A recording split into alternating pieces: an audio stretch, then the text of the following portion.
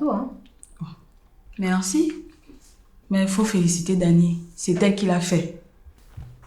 Dani, Oui. la fille de ton mari. Elle apprend vite, hein. Comment ça vite? Elle n'est pas venue de chez sa mère, Maboule, comme tu l'imagines. Elle a 15 ans. Moi, je n'ai pas dit ça. C'est toi-même qui m'as dit qu'elle était paresseuse et qu'elle avait tous les défauts du monde. Je sais. Mais tu vois, avec le temps, j'ai réalisé que c'était à moi, sa nouvelle maman, de la modeler, de la façonner, plutôt que d'attendre qu'elle se modifie toute seule. Félicitations, apparemment ça a marché. Merci. Mais je t'assure, c'est pas facile. Quand le père n'est pas là, elle a l'écoute. Mais une fois il arrive, il lui passe tous ses caprices. Et moi, ça me sape le moral. Mais dis-lui, vous ne pouvez pas, à partir du moment où elle vit chez toi, dispenser des éducations contradictoires sous le même toit. Le pire dans cette histoire-là, c'est qu'il accepte qu'elle a chez sa mère pratiquement un week-end sur 2. Comment ça? Non. Normalement, elle ne devrait aller que les grandes vacances. À partir du moment où elle vit chez toi, tu en es la tutrice et le rôle de mère doit être cédé en totalité. Son alimentation, son hygiène, sa santé, la signature de ses bulletins scolaires, etc. t'incombe tout le temps qu'elle vit chez toi. Et ça, ton mari devrait comprendre ça. L'enfant là n'est pas venu pour être une source de conflit entre vous deux, sinon elle repart. Quand je lui parle de ça, la raison qu'il trouve à me donner, c'est qu'il veut tout reconstruire avec sa fille. Donc pour l'instant, il lui passe tous ses caprices. Qu'est-ce que ça signifie? Il n'a pas l'air d'avoir conscience que c'est une énorme responsabilité que tu prends d'encaisser cet enfant avec autant d'amour. D'autres femmes comme moi ne l'auraient jamais accepté.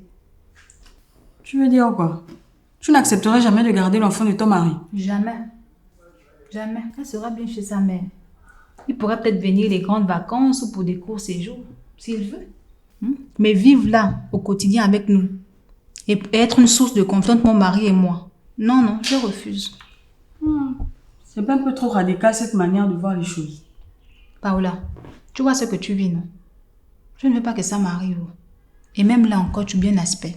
Bientôt, il va te parler d'héritage.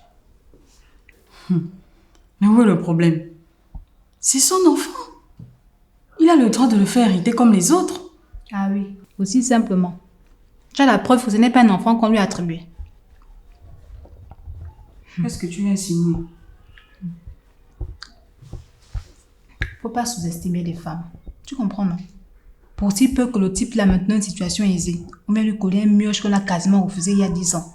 Et nous les épouses modernes, sur la base de notre bon cœur, je dirais même maboulisme, on trouve des ressemblances. Bref, pas de test de paternité. Et c'est pas faux, Kesha. Cette histoire de test de paternité là, on n'en parle pas dans ce pays. Moi j'ai opté pour le plus simple, le moins contraignant. Je ne veux pas sur mon toit. Même si la mère est décédée. Attends, cette fille n'a pas les parents pour prendre soin de ce dernier. Kesha, ce n'est pas parce que toi tu as eu la chance d'être élevée par la sœur de ta maman que tout le monde aurait cette chance-là. Paola, qu'est-ce qui compte pour toi? Le bonheur de cet enfant quasi inconnu ou le tien? Celui de ton mari et de tes autres enfants? Kesha, franchement, tu es en train de foutre un bordel monstre dans ma tête. Ce que tu dis là pourra avoir un sens. Mais sauf que moi, je me suis déjà engagée dans une trajectoire. Cet enfant-là, je l'aime. Et elle aime ses petits frères. Tu me vois en train de dire à Maurice un beau matin qu'on procède à des tests de paternité. Alors que moi-même, lorsque je vois l'enfant, c'est la ressemblance directe avec ma belle-mère et mes belles-sœurs.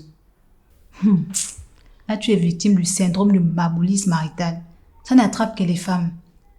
Tu vois que ton mari acceptera avec autant d'abnégation et d'amour un gamin de 10 ou 12 ans que tu as eu quand tu étais au collège. Sachant que le père de cet enfant vit encore. Kesha, avoue que je n'y ai pas pensé. Je n'y ai pas pensé. Figure-toi que le syndrome là, même un nouveau-né, va venir toucher nos hormones de mère pour nous corrompre de refuser ça. Et Kesha, mieux je garde comme ça. L'enfant appartient à celui qui l'élève, non? Ça, c'est les phrases du moment d'avant. Jusqu'au jour où tu vas te rendre compte que tu gardes l'enfant de la rivale dans ta maison. Kesha, toi aussi. Quel rival? Oh! Pardon, laisse les pauvres enfants tranquilles. Ils sont innocents. Ah, c'est pour toi. Il n'y a pas de problème. Mange le gâteau. Je mange le gâteau de l'enfant de la rivale.